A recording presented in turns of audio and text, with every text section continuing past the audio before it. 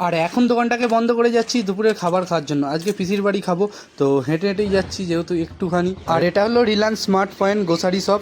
তো এর পাশ দিয়ে আমি হেঁটে হেঁটে চলে এলাম, এসে এখানে ভালো করে সাবান দিয়ে হাতটা ধুলাম। আর এখানে দেখো পিসি রান্না করছে, আর এখানে একটা বিড়াল, পিসিদেরই পোষা বিড়াল, বসে বসে রান্না দেখছে, কখন রান্না হবে ও খাবে। আর এখানে এখন পিসি মশাই খেতে বসে গেছেন, যেহেতু টাইম অনেক হয়ে গেছে, তাই এবার আমাকেও এখানে খেতে দিয়ে দিচ্ছে পিসি।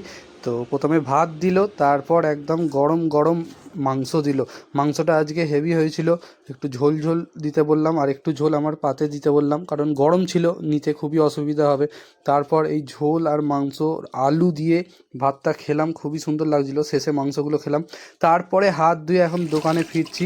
তোমরা যারা ভিডিওটা দেখলে অবশ্যই একটা লাইক করে চ্যানেলটা সাবস্ক্রাইব করে দাও, ফেসবুক থেকে আর ইনস্টাগ্রাম থেকে হলে ফলো করে দাও। দোকানে এলে গাড়িটা আমার এই যে এখানে ভেতরেই রাখা থাকে, আর এদিকে আমার দোকান। তো তোমাদের একটা জিনিস দেখাচ্ছি, তোমরা একটা এখানে রাখা থাকে, আর একটা বিড়াল এসে কি করেছে দেখো, সিটটা এরকম পায়ে করে আঁচড়ে সিটটাকে পুরো ফুটো ফুটো করে দিয়েছে।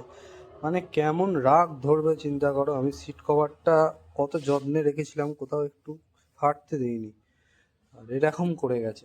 আর এখানটা নোংরাও করে গেছে, এখানে পটি করে গেছে। মানে কি বলবো দেখো, ভেতরেও বাইকটা সেভ নেই, বিড়াল ঢুকে এরকম করে দিয়েছে ভাই।